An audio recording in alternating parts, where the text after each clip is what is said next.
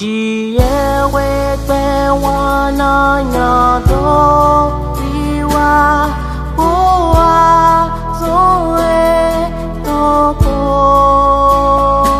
Bible au quotidien, le verset du jour, 1 Corinthiens chapitre 5, le verset 7, je cite: Faites disparaître le vieux levain afin que vous soyez une pâte nouvelle, puisque vous êtes sans levain, car Christ, notre Pâque, a été immolé.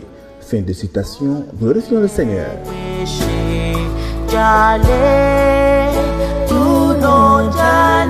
Alléluia, bien-aimés auditeurs et auditrices dans notre Seigneur Jésus-Christ. Nous sommes déjà le vendredi saint de cette année. Que l'Éternel nous fortifie et nous garde tout au long de notre cheminement. Bien-aimés, Paul a écrit depuis Éphèse à l'église de Corinthe, une communauté en crise, cette communauté d'alors. Un scandale d'immoralité a secoué l'assemblée et plutôt que de s'en affliger, les Corinthiens s'en énorgueillissent. Quand on lit bien le chapitre, les versets 1 à 5 nous l'explique. Alors Paul a choisi une image que tout croyant de l'époque pouvait connaître intimement, celle de la Pâque. Dans la nuit de l'Exode, alors que l'angoisse planait sur l'Égypte, Dieu donna une instruction simple mais radicale: immoler un agneau sans défaut et appliquer son sang sur les linteaux et les montants des portes. Là où le sang était visible, la mort ne pouvait entrer. Le jugement passait au-dessus. L'agneau mourait pour que le peuple puisse vivre. Voici la Pâque d'alors. Mais ce sang qui était versé n'était pas magique, c'était un sang prophétique. Il annonçait un salut bien plus grand, car des siècles plus tard, bien-aimé, Jean-Baptiste a pointé Jésus du doigt et proclame en Jean 1, le verset 29, « Voici l'agneau de Dieu qui ôte le péché du monde. » Et c'est exactement là que Paul affirme dans notre verset: Christ est notre Pâque. Comme l'agneau immolé à l'époque de Moïse, il a donné sa vie. Mais son sang n'a pas été appliqué sur du bois de porte, son sang a été versé sur le bois de la croix. Ésaïe l'avait bien annoncé dans le chapitre 53. Semblable à un agneau qu'on mène à la boucherie, il n'a point ouvert la bouche. Et Pierre nous le confirme dans 1 Pierre 1, le verset 19. Nous avons été rachetés par le sang précieux de Christ, comme d'un agneau sans défaut et sans tache. Donc, toute l'écriture a convergé bien vers cette croix-là. Et ce sang qui est versé au calvaire nous parle encore aujourd'hui. Il parle de pardon quand la culpabilité nous accuse.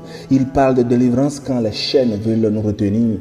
Ce sang-là parle de protection quand la peur frappe à la porte de nos cœurs. Voilà pourquoi Paul nous dit dans notre verset du jour: faites disparaître le vieux levain. Le levain dans la Bible, cher ami, c'est le péché qui fermente en silence, qui s'étend, qui contamine toute la pâte.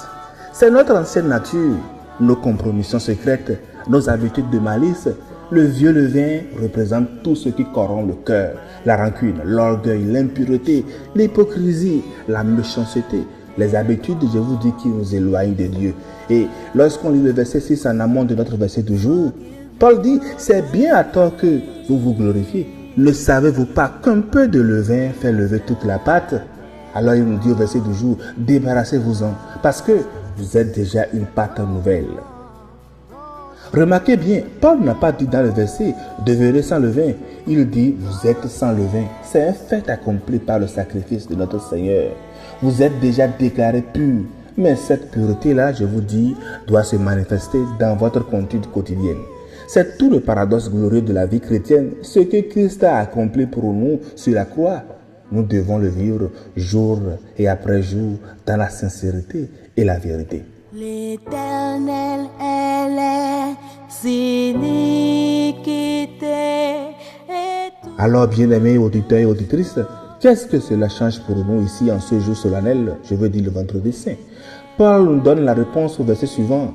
Célébrons donc la fête, non avec du vieux levain, non avec du levain de malice et de méchanceté, mais avec les pains sans levain, de la pureté et de la vérité.